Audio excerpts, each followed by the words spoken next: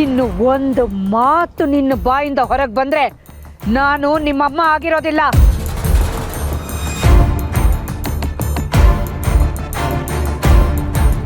ಅಮ್ಮ, ಅವನ್ನ ನಾನು ಕಂಟ್ರೋಲ್ ಮಾಡ್ತೀನಿ, ನೀವು ಆರಾಮಾಗಿರಿ ಪ್ಲೀಸ್. ಕಂಟ್ರೋಲ್ ತಪ್ಪಿ ಹೋಗಿರೋರ್ನ ಹೇಗಪ್ಪ ಕಂಟ್ರೋಲ್ ಮಾಡೋದು? ಬೇರೆಯವ್ರನ್ನ ಕಂಟ್ರೋಲ್ ಮಾಡಕ್ಕೆ ಬದಲಾಗಿ ನನ್ನ ಬದುಕನ್ನ ನಾನು ಕಂಟ್ರೋಲ್ ಮಾಡ್ಕೋತೀನಿ.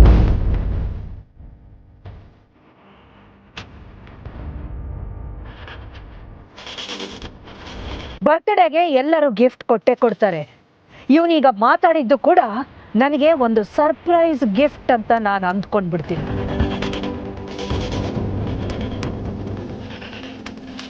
ಫಾರ್ ಅ ಚೇಂಜ್ ನನ್ನ ಬರ್ತ್ಡೇಗೆ ನಿಮಗೆಲ್ಲ ನಾನು ಗಿಫ್ಟ್ ಕೊಡ್ತೀನಿ. ಅಮ್ಮ, ಆ ಗಿಫ್ಟ್ ಏನು ಅಂತ ನಾಳೆ ಬೆಳಿಗ್ಗೆ ನಿಮಗೆಲ್ಲ ಗೊತ್ತಾಗುತ್ತೆ.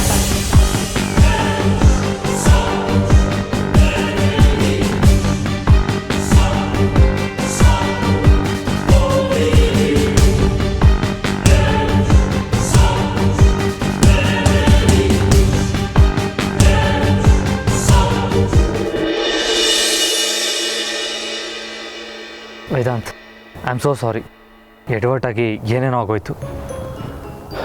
ಇಲ್ಲ ಅದಿ, ಈ ಎಡವಟ್ಟಲ್ಲಿ ಪ್ರೀತು ಎಷ್ಟು ಭಾಗಿಯಾಗಿದ್ದಾನೋ ವಿಕ್ರಾಂತ್ ಕೂಡ ಅಷ್ಟೇ ಭಾಗಿಯಾಗಿದ್ದಾನೆ. ಚಕ್ಕಿಟ್ ವೇದಾಂತ್, ಅವಾರ್ಡ್ ಫಂಕ್ಷನ್ಸ್ಗೆ ನೀನು ಫ್ಲೈಟ್ ಲೇಟ್ ಆಗ್ತಾಯಿದೆ, ನೀನು ಹೊರಡು. ಇಲ್ಲಿ ವಾತಾವರಣ ಇಷ್ಟು ಹದಗೆಟ್ಟಿರುವಾಗ ನಾನು ಬಿಟ್ಟು ಹೇಗೆ ಹೋಗಲಿ ಅದಿ? This is not right. You don't worry, I'll handle everything. ನೀನು ನಮ್ಮ ದೇಶನ ರೆಪ್ರೆಸೆಂಟ್ ಮಾಡಿ ಬಿಸ್ನೆಸ್ ಅವಾರ್ಡ್ಸ್ಗೆ ಹೋಗ್ತಾ ಇರೋನು, ನಿನ್ನೆ ಹೊರಡು. ನೀನು ನನಗೆ ಕಟ್ಟಾಗ್ತಿದ್ಯಾ ಅದಿ? ನಾನು ಕಟ್ಟಾಗ್ತಿಲ್ಲ Vedant. I don't want you to miss this opportunity. Thank you so much for everything. All the best.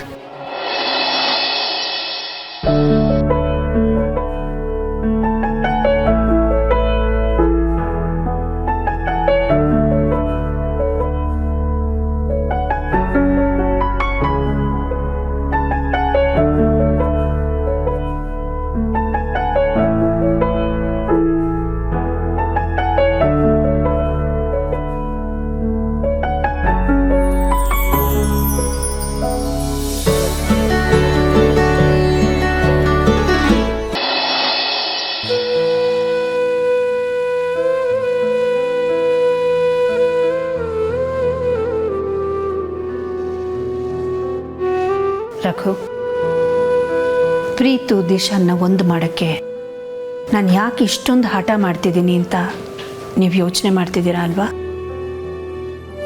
ಇಲ್ಲ ಅಖಿಲ, ನೀನು ಸುಮ್ಮನೆ ಹಠ ಮಾಡಲ್ಲ ಅಂತ ನನಗೆ ಗೊತ್ತು. ಆ ನಿನ್ನ ಹಠದ ಹಿಂದೆ 10 ಕಾರಣಗಳಿರುತ್ತೆ ಅಂತಲೂ ನನಗೆ ಗೊತ್ತು. ಎಸ್, ಅರಸನ ಕೋಟೆ ಹಿರಿಮೆಗೆ ತಕ್ಕಂಥ ಬುದ್ಧಿ, ಹೆಮ್ಮೆ ಪಡುವಂಥ ವಿದ್ಯೆ, ಆಶ್ಚರ್ಯ ಅನಿಸೋವಂಥ ವ್ಯವಹಾರ ಜ್ಞಾನ, ರಂಗು ತುಂಬಿಸೋ ಸೌಂದರ್ಯ, ಈ ಎಲ್ಲ ಗುಣಗಳು ದಿಶಾನಲ್ಲಿವೆ. ಅದಕ್ಕೆ ಪ್ರೀತು ಮದುವೆ ದಿಶಾನ್ ಜೊತೆ ನಡಿಬೇಕು ಅಂತ ನಿರ್ಧಾರ ಮಾಡಿದೆ. 22 ವರ್ಷಗಳನ್ನು ಬರೀ ಹುಡುಗಾಟದಲ್ಲೇ ಕಳೆದ ಪ್ರೀತುನ ಸರಿದಾರಿಗೆ ತಂದು 10 ಕಂಪನಿಗಳ ಹೊಣೆ ಹೊರೋ ಜವಾಬ್ದಾರಿನ ತಗೊಳ್ಳೋ ಹಾಗೆ ಮಾಡೋ ತಾಕತ್ತು ದಿಶಾನಿಗಿದೆ. ಅದಕ್ಕೆ ನಾನು ಈ ಸಂಬಂಧ ಬೆಳೆಸಿದ್ದು. ನಾನು ಮಾಡಿದ್ದು ತಪ್ಪ ರಘು? ತಪ್ಪು ನಿಂದಲ್ಲ ಅಖಿಲ, ಪ್ರೀತುದು. ದಿಶಾ ಅಂತ ಹುಡುಗಿನ ಬೇಡ ಅಂತ ಹೇಳೋಕ್ಕೆ ಕಾರಣಗಳೇ ಇಲ್ಲ. ಕಾರಣಗಳು ಹುಡುಕ್ತಾ ಇರೋದು ಪ್ರೀತು ತಪ್ಪು. ನಿಮ್ಮ ಮಾತು ಕೇಳಿದ ಮೇಲೆ ನನಗೆ ಸ್ವಲ್ಪ ಸಮಾಧಾನ ಆಯಿತು ರಘು. ನೀನು ಸಮಾಧಾನವಾಗಿರೋದನ್ನು ನೋಡೋದಕ್ಕೆ ನಾನು ಕೋಟಿ ಕಳ್ಕೊಳ್ಳೋಕ್ಕೂ ಸಿದ್ಧ. ಹಾಂ, ಕೋಟಿ ಅಂದ ಕೂಡಲೇ ನೆನಪಾಯಿತು, ಭಾಗ ಮಾಡಿದ್ರಲ್ಲಿ 20% ಉಳಿಸಿದೆಯಲ್ಲ, ಅದು ಯಾರಿಗೆ? ಅದು ಸೇರಬೇಕಾದವ್ರಿಗೆ ನಾಳೆನೇ ಸೇರುತ್ತೆ.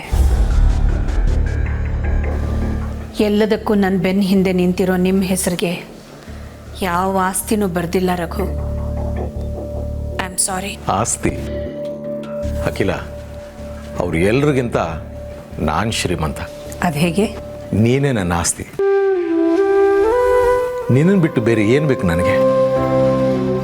ನೀನು ಹುಟ್ಟಿದಾಗ ಈ ಆಸ್ತಿ ಅಂತಸ್ತೆಲ್ಲ ಪಡ್ಕೊಂಡು ಬರಲಿಲ್ಲ. ಒಂದೊಂದು ಪೈಸಾನು ನಿನ್ನ ಶ್ರಮದಿಂದ ದುಡಿದು ಈ ಸಾಮ್ರಾಜ್ಯ ಕಟ್ಟಿದವಳು.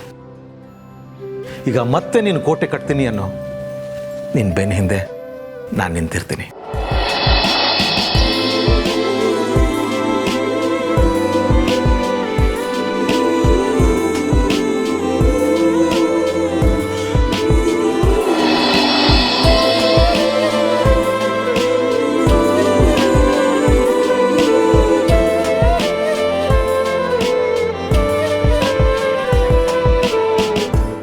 ಬೇಬಿ, ಒಂದು ಮಾತು ಹೇಳ, ನೀನು ಬೇಜಾರು ಮಾಡ್ಕೋಬಾರ್ದು. ಯಾ ಮಾಮ್? ನಾವು ಎಷ್ಟೇ ಬೈದು ಅವಮಾನ ಮಾಡಿದ್ರು ಅಖಿಲಾಂಡೇಶ್ವರಿ ಮನಸ್ಸಿಂದ ನಿನ್ನನ್ನು ತೆಗೆದು ಹಾಕಿಲ್ಲ. ನೀನೇ ಅವ್ರ ಮನೆ ಸೊಸೆಯಾಗಿ ಹೋಗಬೇಕು ಅನ್ನೋ ಆಸೆ ಅವಳು ಬಿಟ್ಟಿಲ್ಲ ಅಂತ ಅನಿಸ್ತಿದೆ. ಎಸ್ ಮಾಮ್, ಅಖಿಲ ಆಂಟಿ ಮನಸ್ಸಲ್ಲಿ ನಾನು ಇನ್ನೂ ಇದ್ದೀನಿ, ಇದ್ದೇ ಇರ್ತೀನಿ. ಅವ್ರ ಆಸೆನ ನಾವು ಬುದ್ಧಿವಂತಿಕೆಯಿಂದ ಉಪಯೋಗಿಸ್ಕೊಂಡ್ರೆ ನಾವೇ ಜಾಣರಾಗ್ತೀವಿ. ಅವಳ ಆಸೆ ಪ್ರಕಾರ ನೀನು ಆ ಮನೆ ಸೊಸೆ ಆಗಬೇಕು. ಅದು ನನ್ನ ಆಸೆನೂ ದಿಶಾ. ಬರೀ ಆ ಮನೆಗೆ ಸೊಸೆಯಾಗಿ ಹೋಗಿ ಆಸ್ತಿಗೆ ವಾರಿಸ್ತಾಳಾದ್ರೆ ಸಾಲದು ಮಾಮ್. ಆಸ್ತಿ ಆಯ್ಸಿದ್ದ ಹಾಗೆ ಕರ್ಕ್ ಹೋಗುತ್ತೆ, ಆದರೆ ಅಧಿಕಾರ ಕಲ್ಲಿದ್ದ ಹಾಗೆ. ಮಳೆ ಬಿಸಿಲು ಬಿರುಗಾಳಿ ಏನೇ ಬಂದ್ರೂ ಅಲ್ಲಾಡಲ್ಲ. ಈ ದಿಶಂಗೆ ಆ ಅಧಿಕಾರ ಬೇಕು. ಅದಕ್ಕೆ ತಕ್ಕಂತೆ ಪಕ್ಕಾ ಗೇಮ್ ಪ್ಲಾನ್ ಮಾಡಿ ನಾವು ಮುಂದೂಗಬೇಕು. ಅವ್ರಿಗೆ ನಮ್ಮ ಮೇಲಿರೋ ಸಿಂಪತಿನೇ ನಮ್ಮ ಸ್ಟ್ರಾಟಜಿ ಆಗಿರಬೇಕು. ಅದಕ್ಕೇನು ಮಾಡೋದು ಅಂತ ಹೇಳ್ತೀಯಾ? ಅಖಿಲ ಆಂಟಿಗೆ ನಾನು ಅವ್ರ ಸೊಸೆಯಾಗಿ ಬರಲಿ ಅನ್ನೋ ಆಸೆ ಡಬಲ್ ಮಾಡಬೇಕು. ಅವರು ನನ್ನ ಮೇಲೆ ಪ್ರಾಣನೇ ಇಟ್ಕೋಬೇಕು. ಆದಷ್ಟು ಬೇಗ ಆ ಮನೆಗೆ ನಾನು ಸೊಸೆಯಾಗಿ ಹೋಗಬೇಕು. ನೀನು ಅವ್ರ ಮನೆಗೆ ಸೊಸೆ ಆಗೋ ಕಾಲ ದೂರ ಇಲ್ಲ ದಿಶಾ. ಹೌದು, ದೂರ ಇಲ್ಲ. ಬಂದು ನಮ್ಮ ಮನೆ ಬಾಗಿಲು ಬಡಿಯೋ ಸಮಯ ದೂರ ಇಲ್ಲ ಮಾಮ್. ದಿಶಾಮ್ಮ, ದಿಶಾಮ್ಮ, ದಿಶಾಮ್ಮ. ಪಾರ್ವತಿ ಇವಳಕ್ಕೆ ಇಷ್ಟೊತ್ತಲ್ಲಿ ಇಲ್ಲಿಗೆ ಬಂದಿದ್ದಾಳೆ?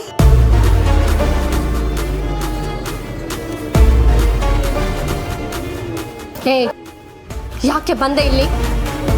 ನಮ್ಮ ಮನೆಗೆ ಬರಬೇಡ ಅಂತ ನಿನಗೆ ಅವತ್ತೇ ಹೇಳಿದ್ದೆ ತಾನೆ, ಮತ್ತ್ಯಾಕೆ ಬಂದೆ? ಇನ್ನೊಂದು ಕ್ಷಣ ನನ್ನ ಕಣ್ಮುಂದೆ ನಿಂತ್ರೆ ನಾನೇನು ಮಾಡ್ತೀನೋ ನನಗೆ ಗೊತ್ತಿಲ್ಲ. Get lost.